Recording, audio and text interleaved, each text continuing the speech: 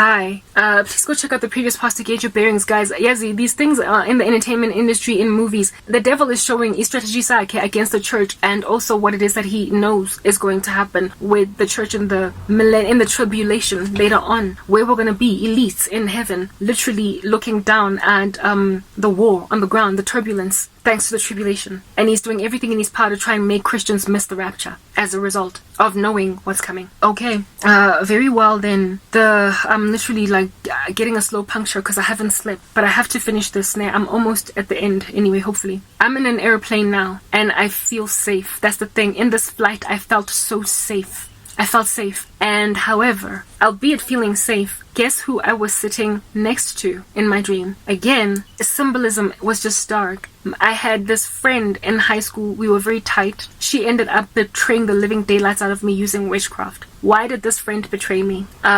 She was intelligent even more than me. She used to do very well. And she went on to study a very technical science degree and passed it. She interned at an organization and she had a great, bright, prosperous career looking in front of her. However, she belonged to a religion, a Jehovah's Witness cult, basically, from her upbringing, from her youth. And she, as a result of this upbringing, literally could not live. She could not have any fun, and they were very, very rigid. You know, the kinds, like, her parents were so strict. They threatened her with excommunication, if you break your virginity before sex, all that jazz. She was very religious, however, not saved at all throughout school.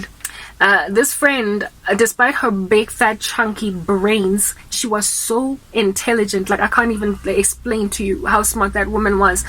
Despite all of that giftedness that she had, she was told that based on her religion, as soon as a man comes along to sweep her off her feet, she must just down tools and be a stay-at-home wife and go and be a door-to-door Jehovah's Witness knocking on doors. Yeah, so this chick got to have 5 seconds of fame in corporate. She did well, got into a very hard job, hard internship, and then a man was arranged for her. And she got married real fast, real quick. Didn't even invite me. Didn't invite anyone except this one other friend of ours. And I was very disappointed because I thought I was the closest one to her. But anyway, and for me, it was like, oh, what's going on? A year or two after she got married, we reconciled again on Facebook and we were talking. And I could tell that her life was just blocked, stymied. She had to stay at home every single day. At a certain time, she had to go door to door knocking, annoying people, like Watchtower, blah, blah. Yeah, she was now just this person whose entire giftedness was squandered, wasted by the religion that she belonged to, the cult that she belonged to. And I was like there for my friend. Okay, we used to Facebook chat all the time, and I thought she was cool. I thought she was happy because she appeared content with her religion, but it turns out she was very, very unsatisfied with life generally. So because of her lack of satisfaction, upon watching me grow and all of our other friends grow, especially me, because we were the closest together, the two of us, she got envious and started to gnash her teeth, and she wanted a life she didn't have when she was stranded, incarcerated in this cult that she belonged to, that was taking away her gift, her degree. Everything was just thrown down the toilet. She just, like, all she could do now was just knock door to door. Yes, like it, that friend, anyway, whatever. So she turned to witchcraft. And she was like, I'm not going to be the only one as a stay-at-home wife and a stay-at-home mom that can't use her brain anymore. I can't study. I can't do anything anymore because I am just some religious nut. I'm not going to be the only one. So Garabo must lose everything. She must also just go and marry a man and stay at home 24 hours a day. She did that to me. In the airplane, I was seated next to this girl, and I sent up to God this prayer after that dream. I was like, let's say her name was Boo Boo, okay? I was like, God, why would Boo Boo be involved in the rapture? You know Boo Boo, you know what she did to me. You know Boo Boo is a witch. Why are you showing me and Boo Boo going in the rapture together? And God was like, no, baby. It's not that you and Boo Boo are going in the rapture together. Everybody that you have seen in this dream has been symbolic of something that happened that you might piece the story together. Boo Boo is a strategy against your life in the sense that they want you to end up like Boo Boo. A severely gifted woman. Terribly intelligent. Obadile. She was supposed to go and do marvelous things. But then she got trapped in a cult. And this cult wed her off to some man that she wasn't even all that in love with, and she had to go and make babies for him and knock door to door for the rest of her life and forget about all the glory and splendor that she once had. Mind you, Boo Boo was not only intelligent and richly gifted, she was also fly, like beautiful. Yes, the kind of woman that could have done anything, married any man that she wanted, but she was given a man, and she was taken away from her skills, her gifts, and her talent, and told to be watchtower knocking door to door for the rest of her life, like a waste of a life. That was Boo Boo. Waste of beauty, waste of life, waste of body, waste of smarts, waste.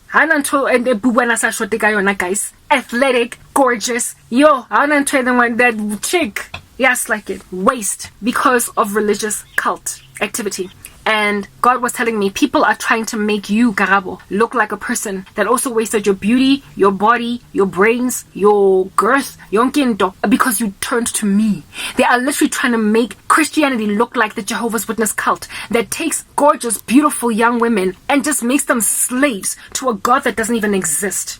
And cause you to also ultimately, as a result, end up married to some dude that's going to take care of you for the rest of your life. That, yes, it's not going to be slapping you around like Ike Turner, but you're not going to be in love. You're not going to know that freeing feeling of just being absolutely violently and just aggressively in love with the man. They are not like, she was essentially kind of arranged married to this guy, and it had to be some dude that was also watchtower naye, and the two of them were just gonna go and preach the Jehovah's Witness gospel, which is no gospel at all, it's anathema, to the world until she reaches a ripe old age, looks back at her youth and realizes it was wasted by the cultic religion she was raised in. It was shoved down her throat. I chose Christ freely. I came to him of my own volition when I was 26. This girl was raised in this cult, and they're trying to compare me to my former friend from high school.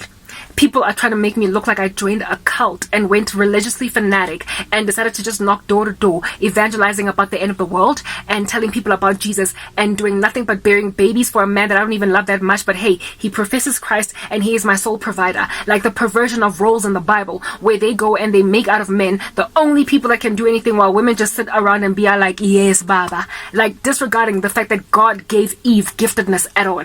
That's what the Jehovah's Witness cult did to my friend, and they're trying to make me my friend. Bakwaza Musadi that is comprehensively gifted by God, like Opakilwe, and just make her some guy's wife. I told you guys that earlier when I started this video. Just convert me into some man's wifey, despite killing that girl ole wa go tumpa di ego skolongo, wa go tumpa kwai ko corporate, wa go bua big haughty matters cuz I'm so smart. But now I'm busy telling people Jesus loves you behind a dude handing out pamphlets at like some, I don't know, evangelistic event while wearing some frock that is all the way down to my knees covering my ankles, and disregarding that I've got a cute body and a feminine shape underneath it all. Like absolutely perverting what God has to say about modesty in his daughters and helper suitable status, like taking it out of context to a point of having a woman bury her talents in the ground, going against the parable of the talents indeed, just for the sake of being religiously submissive to a system and a man and not so much God.